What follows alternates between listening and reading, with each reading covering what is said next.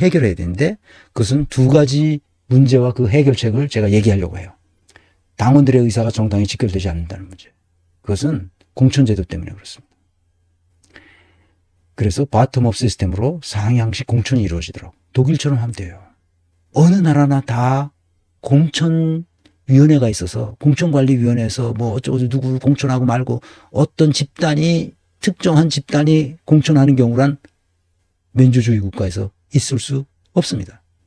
누가 공천하냐? 당원들이 공천합니다. 당원들이 공천해요. 그래서 바텀업 어프로치를 하는 거예요. 어떻게 하느냐?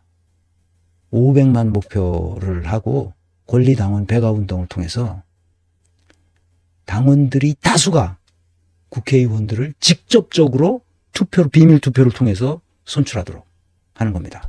그러면 그가 그렇게 선출된 국회의원이 이제 본선에 나가서 다른 당하고 경쟁해서 선출되도록 하는 거죠. 그 방식을 취해야 됩니다. 반드시 그 방식을 취해야 됩니다. 공관위 같은 게 필요 없도록 만들어야 돼요.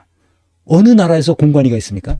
심지어 미국도 공관위가 없어요. 영국도 공관위가 없습니다. 뭘 공천을 뭐 특정인 몇 사람이 들러붙어 앉아가지고 이 사람 되고 이 사람 안 되고 이런 짓을 합니까? 당원들이 해야 됩니다. 그러니까 국회의원들 당선되면 저 높은 저 당 지도부에 가서 굽신거리지 않아. 누가 친명이다 친문이다 이 개소리가 나올 수가 없어. 독일 같은 경우는 왜 안 나와? 자기를 뽑아준 사람은 당원들이거든. 당원들한테 잘 보이면 되는 거야. 당원들이 아픈 데가 어딘지 가려운 데가 어딘지 그거를 긁어주면 되는 거야. 그거는 기초의회도 마찬가지고 광역의회도 똑같습니다. 당원들이 문제인 거야. 시민들의 의사가 국회에 반영되지 않는 문제. 이 문제는 똑같습니다. 선거제도의 문제예요. 권역별 연동형 비례대표제를 하면 됩니다. 정당별 당원들에 의한 개방형 정당 명부에 따라서 이 당은 좋겠다. 이 당을 하면 나의 이익이 된다. 하면 시민들이 또는 정당원들이 그걸 만들어서 정당 명부를 통해서 선거를 붙는 거야. 그러면 돼요. 가장 좋은 방법은 시민의회제도 또는 국민발언제도를 하면 돼요. 이게 직접 민주주의 체제를 들여오는 겁니다. 이 두 가지 문제만 있으면 해결됩니다. 그런데 진정한 의미에 있어서 정치민주화를 위해서는 정당민주화와 선거민주화가 이루어져야 되잖아요. 아까 얘기했듯이 시민 집단이 정치 집단을 선택하고 거기에 참여할 때 뭐가 있어야 되냐? 공론장이 있어야 된다는 거예요. 공론장이 없어요. 우리는 공론장을 그 독일어로는 Öffentlichkeit, 공론장이라는 이 말을 우리 그 학자들이 공론장이라고 Öffentlichkeit인데 이건 하버마스의 아주 전문 분야예요. 이 공론장 이론. 공론장에서 토론을 통해서 이루어져야 되는데 우리나라는 이게 없어요. 공론장이 사라졌어요. 공론화의 길이 막혀 있습니다. 그러니까 나타난 현상은 대자보나 찌라시나 음모론이나 조작하는 이런 게 나와. 그러니까 개딸들이 나타나서 민주당은 할 수 있다. 민주당은 할 수 있다. 안 하니까. 민주당 새끼들이 안 하잖아. 그러니까 개딸들이 나타나서 하는 거야. 강성 팬덤이다. 개딸들은 안 된다. 이런 또 정치 이론을 내는 등신들도 있어. 정치가 뭔지 모르는 거지. 얼마나 개딸들 때문에 우리가 정치에 관심을 갖게 됐잖아. 개딸의 역할이 그래서 굉장히 중요했어요. 강성 팬덤 이거 좋은 겁니다. 안 하니까 이놈들이. 국민의 의사를 배신하고 있으니까. 공론화의 과정을 거친 여론은 진리예요. 그래서 시민의회제와 국민발언제를 통한 직접민주주의가 반드시 있어야 됩니다. 공론화의 과정을 거쳤기 때문에 그렇죠. 그래서 진리라는 거예요. 그래서 여론이 진리가 됩니다. 여론조사 꽃에서 하는 게 진리가 아니라 공론화의 과정을 거친 여론. 바로 그것이 중요합니다. 그것은 시민의회제나 국민발언제 같은 걸 통해서 직접 민주주의를 하게끔 만드는 것이 바로 이것 때문에 그렇게 해서 나온 의견, 결론, 그 법률안 이런 것들이 진리라는 거예요. 이건 왜? 국민의 뜻에 따르는 거니까.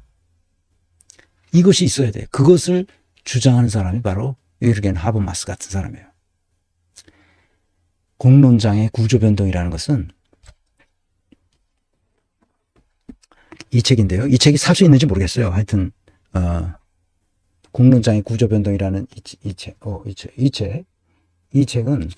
60년 초 50년대인가 이때 그 위르겐 하버마스가 자기 교수 자격 논문으로 쓴 책을 조금 보완해서 61년에 독일에서 나온 책인데 이게 이쪽 분야의 정치 철학과 관련된 분야의 고전이죠. 공론장의 구조변동. 이 책을 제대로 읽지 못하면 민주주의가 뭔지를 모른다는 거예요. 내가 그런데 왜 이 책을 읽냐? 전략론을 공부하다 보면 철학자들이 무슨 생각을 하는지를 알아야만 될 때가 아주 많아요. 그래서 위르겐 하버마스의 이 책을 보기 시작한 거죠. 근데 마침 이렇게 번역본을 내서 나왔어요. 그게 너무 고맙죠. 독일어지만 외국어를 읽는 거니까 느려요, 이게. 그래서 한국 번역지인데 번역도 괜찮습니다. 지금 살 수 있는지 모르겠는데 이 책의 핵심은 그거예요. 연대와 보충, 내가 늘 얘기했잖아요. 대화와 토론, 합의와 상생의 길을 반드시 가야 된다. 민주주의라면. 그래서 이 공론장이라는 게 뭐냐면 부르주아 계급이 있었대. 그 18세기, 19세기 이때 커피하우스, 영국의 커피하우스, 프랑스의 살롱 이런데 부르주아들이 모여가지고 자기 사적 공간인데 거기서 막 로칼이라는 것은 독일의 술집을 말해요. 독일 술집, 음식점, 술집 이런 걸 다 로칼이라고 하는데 이 로칼 네, 플러스님 해결책이 하나 더 있습니다. 소장님의 책과 방송을 보고 사람 보는 안목을 배워야 합니다. 위대한 촛불혁명은 성공했는데 사람 보는 안목이 부족했습니다. 네, 감사합니다. 맞아요. 사람 보는 안목은 이제 차차 우리가 공부하기로 여기서 이제 정치 민주화를 위해서 하는 거니까 제 책은 그래서 앞으로 뭐 언젠가는 개정진보판이 나오겠지만 일단은 여러분들이 많이 구입해서 꼭 보시길 바랍니다. 그래서 이 책을 통해서 여러 선생님들이 조금 더 학문의 세계라는 게 뭔지 알 수 있도록. 학문은 현실을 위해서 있는 거예요. 현실을 위한 학문이 아니면 있을 필요가 없죠. 그래서 거기에 안 보여가지고 자기 사적 얘기도 하지만 공적 담론을 그런 자리에서 벌어졌던 거예요. 그러다가 거기에는 반드시 사적 공간에서 공적 관심사들을 서로 막 얘기하면서 그 얘기가 여론으로 이렇게 확장되는 이성적 담론세근이 벌어지도록 만들어진 말하자면 시간적 공간적 세팅이 있었던 거죠. 그런데 이것이 변하기 시작한 거예요. 대중매체가 발달하면서 공론장이 상업화되기 시작했고 또 조작도 일어나고 그랬습니다. 그러니까 복지국가가 되면서 공론장을 국가가 관리하게 됐어요. 그러니까 뭐야 이게. 점점 이상해지잖아. 그래서 대중문화가 발달함으로써 대중문화에 대한 전문가와 대중들 사이에 분리되는 현상이 일어난 거죠. 그러니까 공론장이 이렇게 구조가 변동돼 왔다는 사실을 이 논문에서 이제 밝혀주고 그러면 우리는 어떻게 하라는 얘기냐. 이제는 완전히 대중매체가 딱 돼서 더군다나 유튜브까지 나왔으니까 나 같은 사람이 7년 동안 강의를 했어도 1000명에게도 내 이론을 전달하지 못했는데 지금은 뭐야? 몇만 명이 들을 수 있잖아.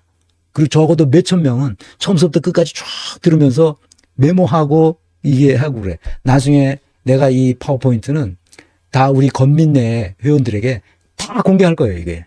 내가 가지고 있으면 뭐야, 이게. 내 죽으면 끝인데. 이걸 다 공개해서 이걸 기반으로 여러분들이 더 많은 학문적 소양을 갖추도록.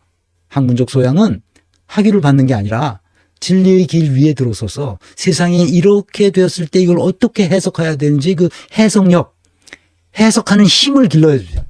그래서 그걸 본질을 이해해야 돼요. 그 사태의 본질을. 그 음모론에 빠져서는 안 됩니다. 사이비 종교에 빠져서는 안 됩니다. 그리고 샤머니즘에 빠져도 안 됩니다. 점쟁이 다 필요 없어요. 그건 학문과 아무런 관련이 없는 거야. 그거는 사람을 오히려 피폐하게 만들어요. 정신세계를. 그래서 학문의 세계로 나가서 학문적 소양을 갖추어가는 우리 시민이 될 수 있도록 그렇게 되었을 때만 우리 민주주의가 튼튼하게 발전하게 된다는 것을 거듭 제가 강조의 말씀을 드립니다. 아시겠죠? 자, 그래서 건강한 민주주의를 위한 이성적이고 비판적인 담론이 우리 세계에 형성될 수 있도록 그렇게 해야 됩니다. 또 다른 책, 아까 잠깐 보여드렸는데 이 책, 이게 자꾸 멈추더라고요. 이 책은 사실성과 타당성이라는 책인데 이건 이제 법 철학에 관한 문제입니다. 내가 아까 잠깐 얘기했지만 이 법 철학에 관해서 굉장히 중요한 책이거든요. 이 책을 잠깐 여러분들에게